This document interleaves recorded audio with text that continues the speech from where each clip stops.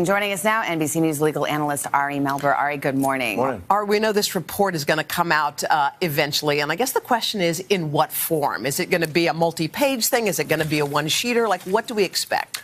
Really, there are four options here, although we often only hear about one, the Mueller report. The first option, unlikely, is that there'd be further indictments, and then he would speak through those the way he has before.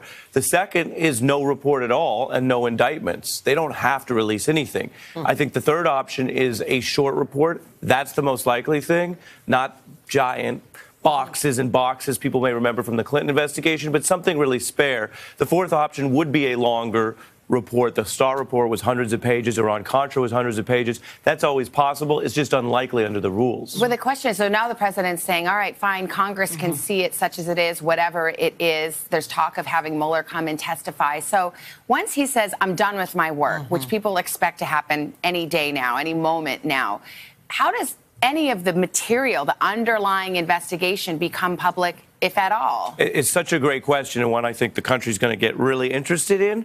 The rules don't require that anything go public. The rules only require that he tells Congress through the Justice Department that he's done, and if they disagreed on any big calls. For example, if Mueller wanted to charge someone and he was overridden by DOJ, Congress would know, and it might leak. Anything else, description, documentation, that's going to be for the DOJ to really decide. People are wondering, you get confused about what the scope of this whole thing was in the first place. So what is Mueller actually looking for?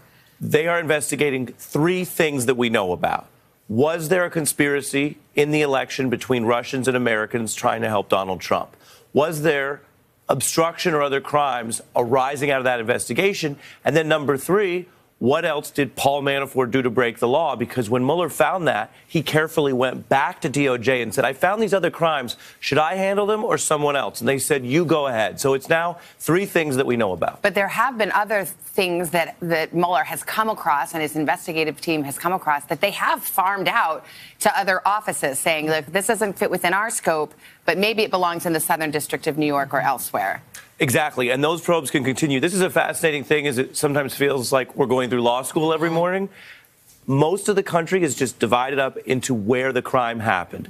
Bob Mueller is the only person who has this extra authority on a topic, not a location. But ultimately, his jurisdiction eventually ends, and he'll farm everything else that's remaining to those locations. Real quickly, you said something interesting. You think the indictment phase of this is over. You don't expect further indictments. Well, as I like to say around here, Savannah, I have no idea. Yes, okay. No, I was going to hold you to it. But we have not seen in the clues the grand jury that's required for indictments has not been active in the last few weeks. And my only point would be, if there are no more indictments, then we're talking about reports and information, not a higher escalation of what he's found. Okay. Ari Melber, we're going to be needing you. Thank you very much. Thank you both. Ari.